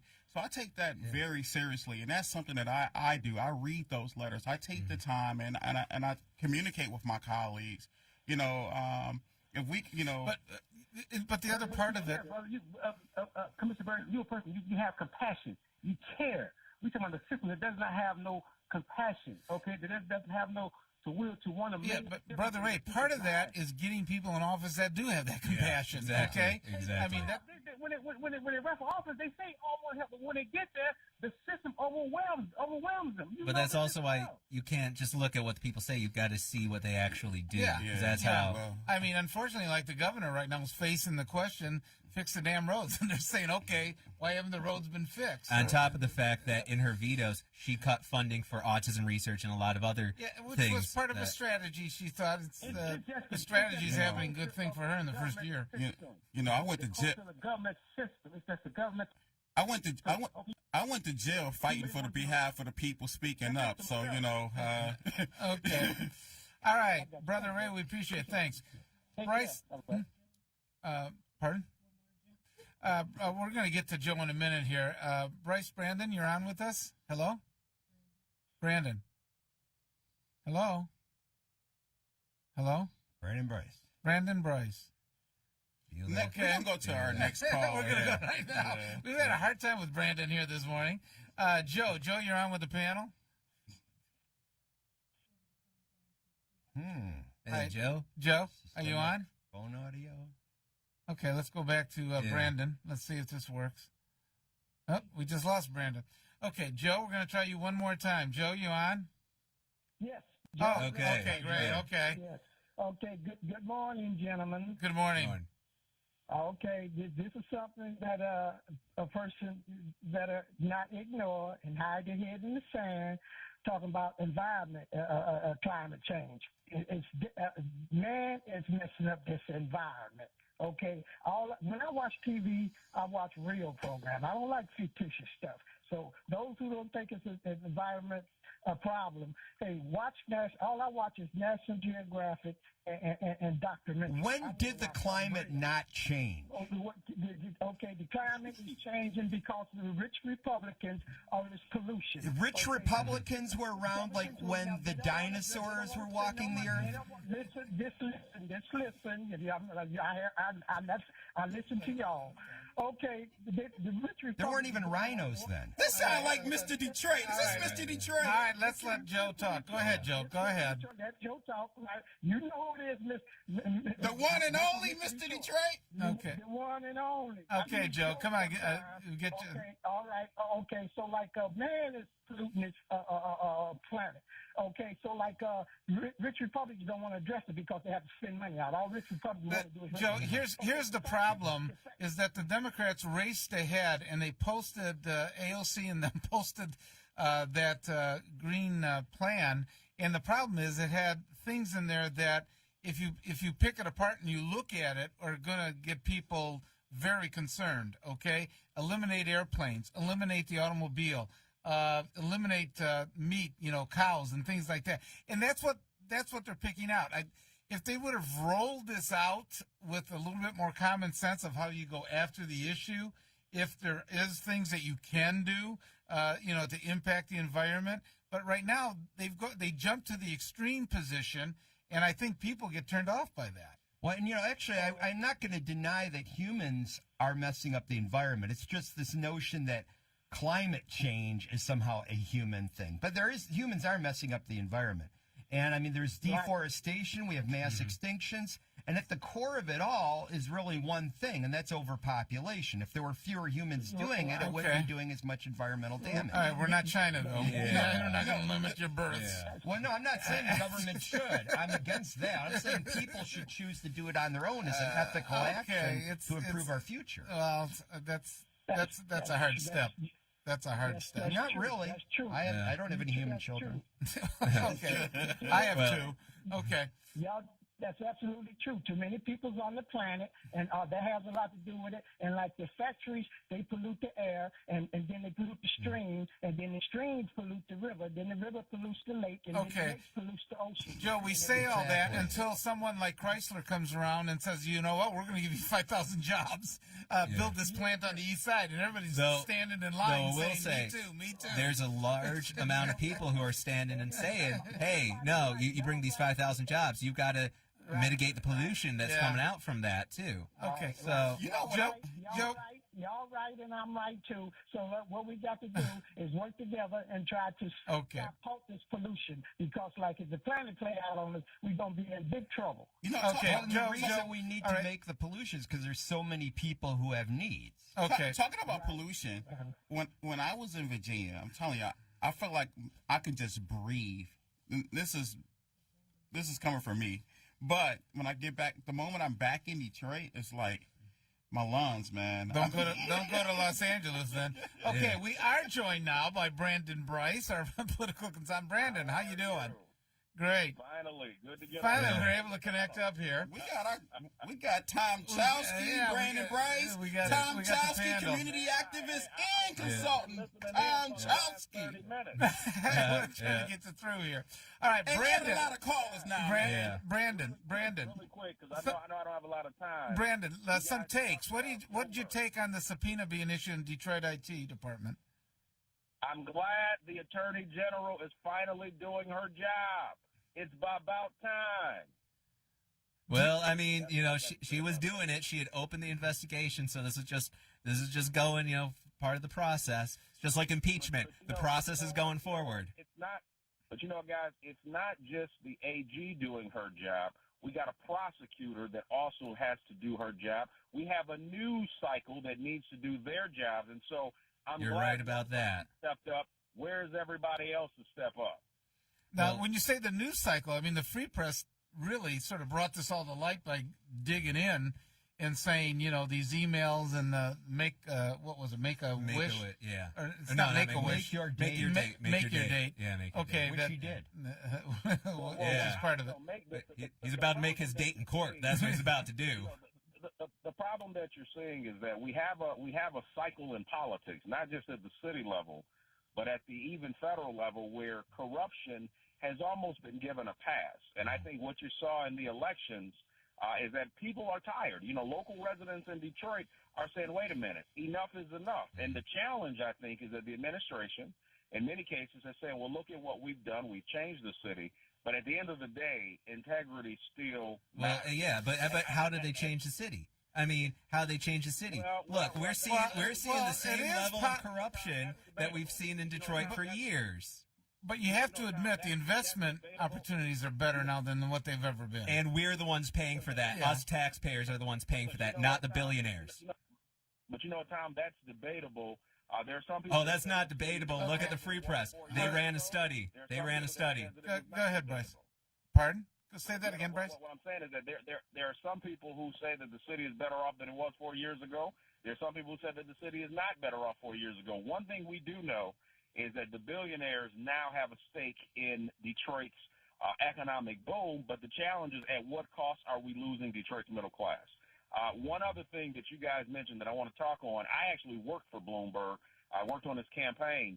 The Democrats are crazy not backing this guy if he decides to get in. Democrats are smart to not back this guy. We don't need another failed billionaire. Wait a minute. You got three of them so against. Brandon, what do you have against large soft drinks? Hold on. You got three on this panel that are totally against it. I'm not sold yet that he isn't one that can open up the middle class a little bit. Go ahead. No. Hold on, guys. The bottom line is this, and the reality is this. Bloomberg, whether you like the guy or not, depending on what day of the week it is, he's a Democrat.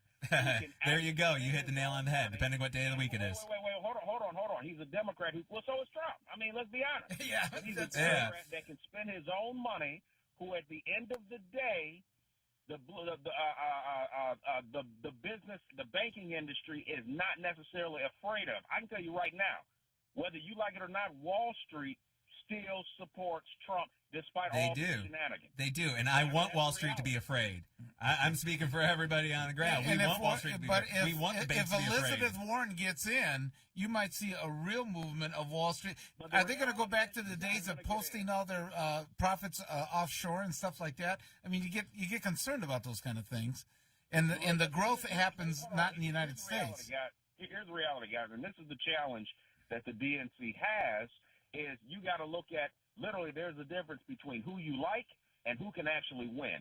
And I can tell you right now, based on some of the data that I've seen, those folks who say that, I don't like the president or the president, The difference is what and how are they going to vote in the ballot box when it's just them and the ballot? People are eating. And so it goes back to what I said last week. Pocketbook politics matters. No one cares about Ukraine when they have a job. No one cares about the scandals in Washington when their kids are eating. And so I think the challenge now is going to be the Democratic Party has to literally say, forget who is the popular person, who can actually win the election. Well, Brandon Bryce, I just got back from Virginia. Virginia was a red state, and when I tell you that the Republicans and the Democrats there in Virginia was concerned about government corruption, that was one of our biggest issues coming from both parties. Yeah. And this is the thing. People have been eating. People have been eating, Brandon, and they've been eating so long that now they're starting to say, okay, maybe there's a little bit more than just putting food on my table. Maybe I got to be concerned if my kid has to be worried about getting shot by the police. Maybe I got to be concerned if my kid has the right to go to a fair school. And these are these other things that people care about and they're going to vote on. All of those issues are very little when you talk about national elections. One thing, and I can tell you, we got data and statistics here, brother. When you see people get thrown in jail, we painted Virginia blue for the first time in over 20 years. Let Brandon talk. Go ahead, Brandon. No, really quick. I think one of the challenges that you're going to see is that, and I'll be honest with you, I actually am a fan of Joe Biden, but I do not think, based on what I'm seeing, that not only can he beat Trump, but I'm not sure that the base is fully behind Joe Biden. Well, I agree with you on that. And I think he really got burned on this whole Ukraine thing. I think, regardless of what happens in the impeachment and stuff, part of the mission was accomplished because now people have some thoughts about 2016. Yeah, but he was hitting on a good point with Joe Biden. I think he's lagging in the polls. He's seeing his fundraising dry up. Yeah, it's getting real hard for Joe. It looks him. like, and I think that Ukraine thing it really did hurt him. And I think, too, you're seeing the ascendancy of Elizabeth Warren, and it's going to be real fascinating to see how somebody like Pete Buttigieg reacts to that. You know, because he's right now trying to angle in. He's trying to take over that Biden position almost in opposition to Warren. And it hasn't been working so far, but could we see a two-person race after Iowa? Okay, we're going to give the final word here to Brandon because he just connected back in. Brandon, okay, tell us why you think Blumenthal might be the one that's going to win here or could help. You mean Bloomberg? Bloomberg, I'm sorry. Well, let me say this. I'm not going to say he's going to win, but I'm saying the Democrats need a candidate. First of all, the biggest mistake the Democrats are making, in my opinion, is not supporting a governor. You had a governor in Colorado who literally changed the whole state's economy. And the guy got no press because basically no one knew who he was, and the Biden regime had the full control over the media. And so the challenge is that you got to go with a candidate who, one, understands how to control a state and then how to run a state, but also a blue dog who actually is a friend to business. And I think that the narrative that what's happening now is there's this Republicans support business, Democrats don't. Now, we know that's false. But the reality is that's why people are saying, you know what, we may not like the president, but at least he's a friend to business and I'm eating. And that's going to be the narrative. Well, I think Bloomberg is a different candidate. He's a candidate that comes from a major state. He's a candidate that can fund his own campaign. And he's a candidate that in many cases some people think he makes a lot of sense in what he says. Well, Bryce. I think that's the factor. Well, Bryce, are you a Democrat or a Republican now? And do you support stop and frisk? I'm a businessman, and I'm not, and I believe in the focus on they call it the broken mirror theory, and that I was there under stop and frisk. There's a lot of issues with that, but I also am a little swayed because I'm also the son of two parents in law enforcement, and so I understand firsthand that when some officers literally, we got to give more credit to our police officers and our sheriffs and our state troopers because every day they put their lives on the line, and so. I'm a fan of basically de-escalating crime. I'll say that. Well, we all support our law enforcement here. Okay, Brandon, we're gonna bring you back because there's so much more politics to talk about. Okay, and in deference to Willie, I know that Virginia went blue, but one of the issues is they went blue, staying in the middle. If people actually look how they campaigned in that state, it wasn't by any Medicare for All or any of the other stuff that was part of it. Regardless, I want to thank everybody for being here today. We had a lively discussion. Tom, appreciate it. I know you've been traveling around. Appreciate you coming back in. Police Commissioner Willie Burton. I know you've been traveling. Everybody's been traveling, but Scotty and I. We've been stuck at Wayne County Community College. We haven't been traveling at all. Scotty Boman, thanks for coming on. Brandon, we're going to have you back on. To everybody, you have a great week, and you're listening to 910 AM, the Superstation. Yes, let me talk to you. All right, you all know why we're here. August Wilson's Jitney is coming. Broadway World calls it sharp.